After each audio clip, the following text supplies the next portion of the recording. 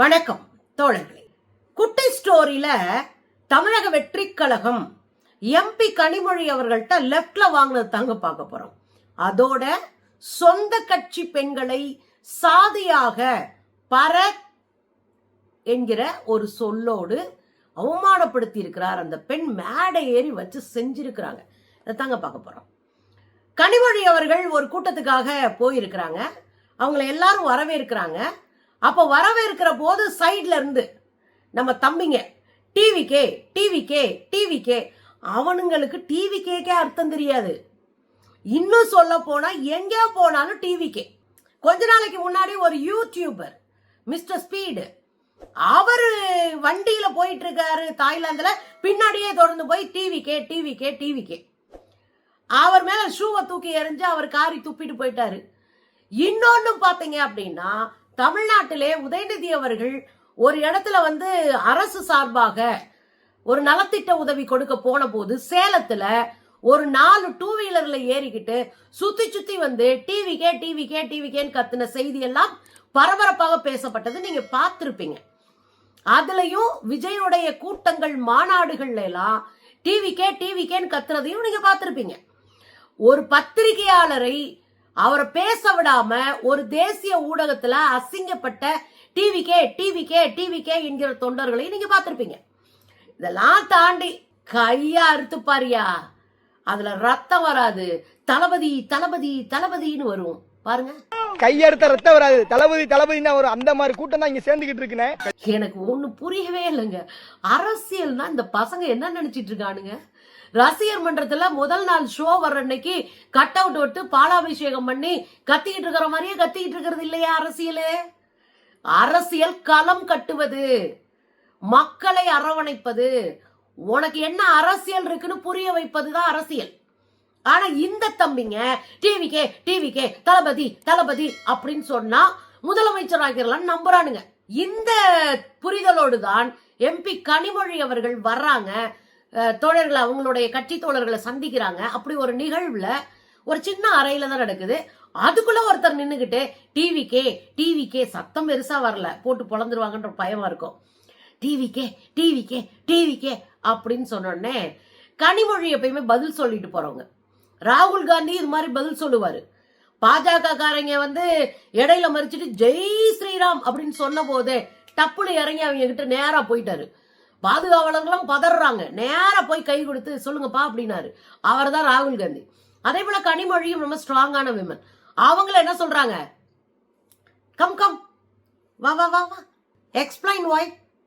சரி டிவிக்கே டிவிக்கே டிவிக்கே தான் வரும், டிவிக்கே தான் சொல்றீல, ஏன் சொல்லு கொஞ்சம் விளக்கே அப்படின்னு சொல்லிட்டு யூ கேன் செய்யுங்க, உங்களால முடியும், யூ கேன் உன்னால முடியும் சொல்லு அப்படின்னு சொல்லிட்டு போறாங்க.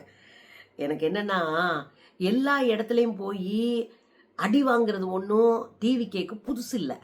ஆனால் கனிமொழி என்ன சொன்னாங்க, ஏன்டா டிவிக்கே வா சொல்லு, விளக்கம் கொடு, உங்களால முடியும், வாங்க விளக்கம் கொடுங்க வாங்க அப்படின்னு கூப்பிட்ட பிறகு கப்புன்னு ஆயிட்டானுங்க பாருங்க.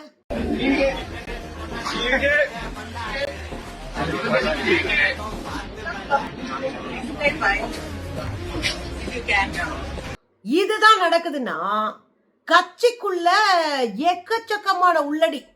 அங்க பெண்களை அவமானப்படுத்துறது சர்வசாதாரணமா போச்சு. கட்சியினுடைய தலைமை அலுவலகத்திலேயே ஒரு பெண் பாலியலாக சுரண்டப்பட்டிருக்கிற, அதெல்லாம் கேட்க இந்த கட்சிக்காரங்களுக்கு துப்பு கிடையாது. முதல்ல இந்த தகவல் கூட அவனுக்கு தெரிஞ்சிருக்காது. நாம ஃபாலோ பண்றது கூட அவன் ஃபாலோ பண்ணிருக்க மாட்டான். இதே பாத்தீங்கன்னா திருவண்ணாமலையில மேற்கு மாவட்டத்துல கதிரவன் ஒருத்தர் செயலாளரா இருக்காரு போல இருக்கு. இந்த கதிரவன் இந்த கட்சியினுடைய செயலாளராக இருந்துகிட்டு அங்க வேலை பார்த்த ஒரு பெண்ணை அவ்வளவு அவமானமா பேசியிருக்காரு. பர தே அப்படின்னு பேசியிருக்காரு. அந்த பொண்ணு கொந்தளிக்கிறாங்க.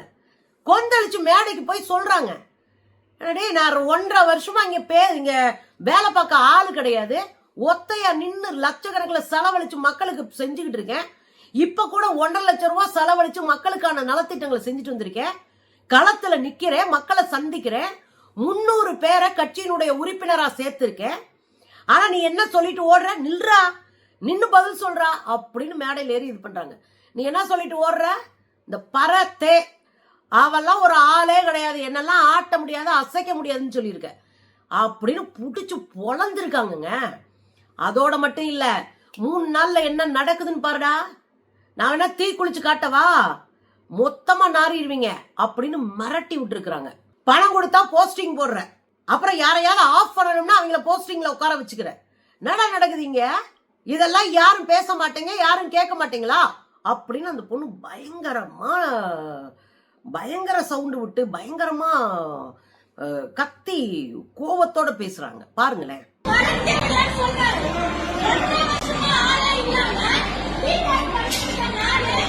பாத்தீங்கல்ல, முதல்ல கட்சியில என்ன நடக்குதுன்னு தெரியல அந்த கும்பலுக்கு. கட்சி பொறுப்பாளர்கள் தான் ஒரு கட்சியினுடைய உயிர் நாடி, அதுவும் கிளைகளை கட்டுகிறவர்கள். ஒரு மாவட்ட அளவுல கிளையை கட்டி, கிளையிலிருந்து வட்டத்தை கட்டி, வட்டத்திலிருந்து மாவட்டத்தை கட்டணும். இந்த கிளைகள் தான் ஒரு கட்சியினுடைய உயிரான ஒரு அமைப்பு. இன்னும் சொல்ல போனா கட்சிக்கான வேறே கிளை தான், விஜய் கிடையாது. வேறே கிளைகள்ல செயல்படுகிறவங்க தான். அவங்கள தெளிவா தேர்ந்தெடுக்கிறது மட்டும் இல்ல, அவங்கள கரெக்டா சரியா பயன்படுத்திக்கணும். இங்க பெண்களை இவ்ளோ இழிவுபடுத்தி என்ன சொல்றாப்ல, பரத்தே அதெல்லாம் ஒண்ணும் பண்ண முடியாது, ஆட்டவும் முடியாது. என்னங்கடா பார்த்தா பின்னாடி அம்பேத்கர் படத்தை போட்டுருவீங்க, இங்கிட்டு பாத்தீங்கன்னா நீங்க ஐயா காமராஜர் படத்தை போட்டுருவீங்க, தந்தை பெரியார் அவர்களுடைய படத்தை போடுவீங்க. இவங்க 3 பேரும் சாட்டைய சுழட்டினவங்க. அதுவும் அஞ்சலை அம்மாள், அவங்களும் கடவுள் மறுப்பாளர், அவங்களும் சாட்டையை சுழட்டினவங்க. இவங்க 4 பேருமே சமூக நீதிக்காக நின்னவங்க. ஆனா எங்க கொள்கை தலைவர் என்று இந்த 4 பேரையும் போட்டுக்கிட்டு வீரமங்கை வேலுநாச்சி வேற. இந்த 4 பேரும் இந்த நூற்றாண்டுல களத்துல நின்று சமூக நீதிக்காக கட்டமைப்பை உருவாக்கியவர்கள்.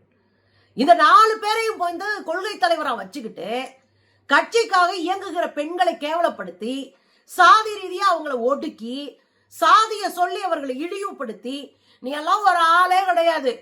2 விஷயம், நீ ஒண்ணு ஒடுக்கப்பட்ட சாதியை சேர்ந்தவ, நீ ஒரு பட்டியல் சாதிக்காரி, 2வது நீ ஒரு பொம்பளை, என்ன பண்ணிருவ அப்படின்ற தோணிதான் இதுல நம்ம புரிஞ்சுக்க வேண்டிய இடம்.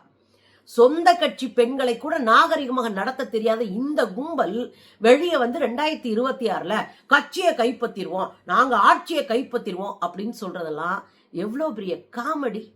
திருந்துங்கடா.